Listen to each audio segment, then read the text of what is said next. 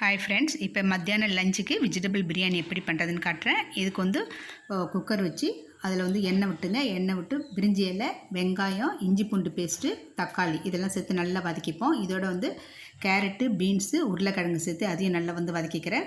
புதினா, கொத்தமல்லி சேர்த்து வதக்கிட்டு இதில் வந்து மிளகாத்தூள், மஞ்சள் தூள், கரம் மசாலா இதையும் சேர்த்து நல்லா வதக்கிட்டு ஏற்கனவே கொஞ்சம் 5 நிமிஷம் வேக வச்சுருக்க இந்த மீல் மேக்கரையும் சேர்த்துக்கிறேன். உப்பு சேர்த்துப்போம்.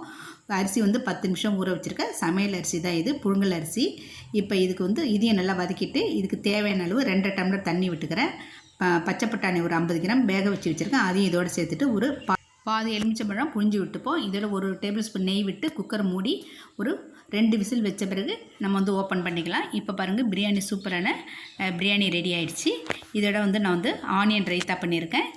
இதுக்கு வந்து நம்ம குருமா வேணாலும் வச்சுக்கலாம். இந்த மாதிரி நீங்கள் செஞ்சு பாருங்கள். இது பிடிச்சிருந்தால் லைக் பண்ணுங்கள், ஷேர் பண்ணுங்கள். Thank you friends.